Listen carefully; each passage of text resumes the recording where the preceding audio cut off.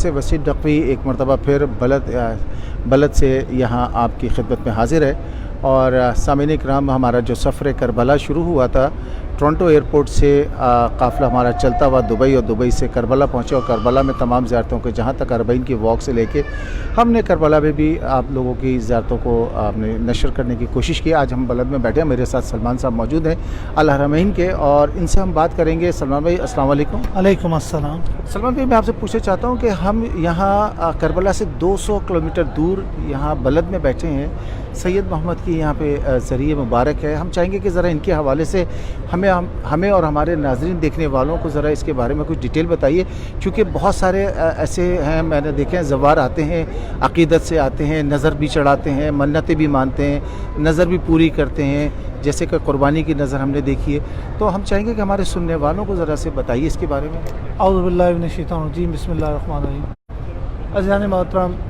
ये मज़हब अहले बैत आपको किसी ने थाली में रख के नहीं दिया, ये बड़ी कुर्बानियों के बाद आया है। खुदा ने कुरान मजीद में फ़रमाया कि हम खिलाफत देंगे, और दो ही लोगों को खलीफा बनाया, एक आदम को और एक हज़रत दाऊद को। बाकी हज़रत तालूत के मसले में भी खुदा ने कहा कि हम खलीफा बनाएंगे, हम तुम्हारा रहनुमा बनाएंगे। तो ये इख्तियार खुदा ने अपने हाथ में रखा। ज़माने ने बाद अज़ रसूल अहले बैत के साथ किया क्या वो आपको पता है कि ख़ुद अपने तौर पे किसी को खलीफा बना लिया, और ऐसे शख्स को खलीफा बनाया कि जिसने पहले ही दिन आके कह दिया कि भाई मैं तुम्हारे जैसा हूँ, अगर सही रास्ते पे चलूँ तो जिंदाबाद, और अगर मैं गलत हूँ तो मुझे उतार देना।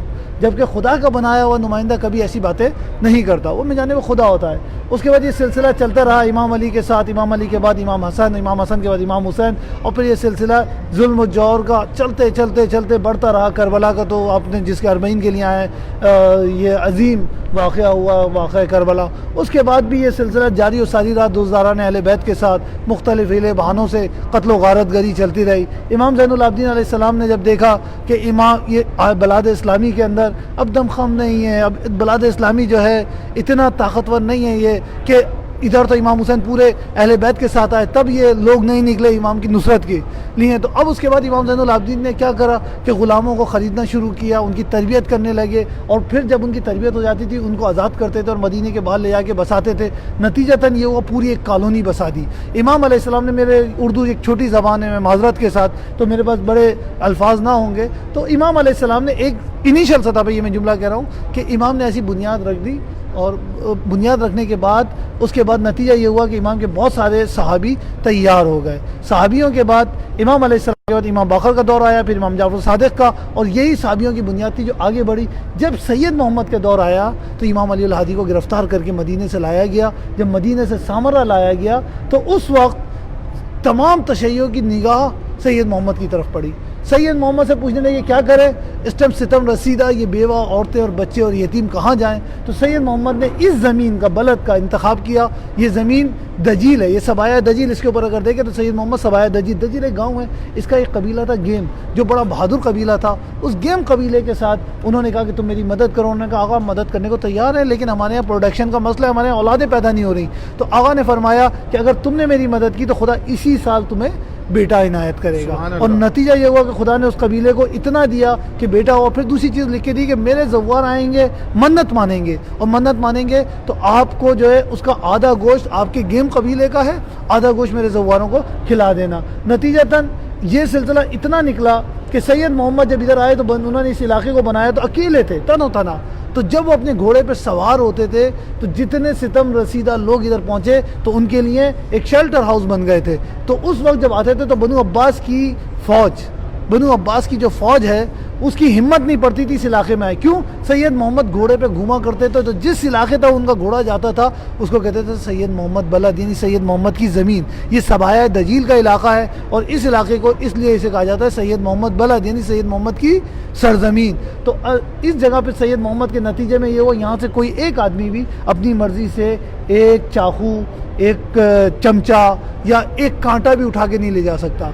آج بھی معجزات میں سے ابھی آپ لوگ باہر جائیں گے 4-5 کلومیٹر دیکھیں گے، جب دشمن دبے قدموں آیا تھا تو سید محمد کے ہاں سے ہی بشارت ہوئی تھی سید کو کہ دشمن آ گیا ہے، تو یہیں سے یہ لوگ گئے تو دو بدو لڑائی ہوئی، پتھر سے، لکڑی سے، بھالے سے، جو بھی چیز ہاتھ آئی اور دشمن سے، نتیجہ یہ ہوا کہ یہیں سے دشمن کو شکست ہونا شروع ہوئی اور یہی وہ ٹرننگ پوائنٹ تھا، ورنہ دشمن بغداد تک پہنچ گیا تھا، تاجی تک۔ تو یہیں سے سید محمد کی ادھر سے معجزات تو ہوتے رہتے ہیں بے حساب، تو سید محمد کی کرامات ہیں اور لوگ ادھر آتے ہیں بالخصوص اولاد کی منت کے لیے، جب اولاد ہو جاتی ہے تو ادھر ایک ایک جانور چوپایا قربانی اور منت کا دیتے ہیں۔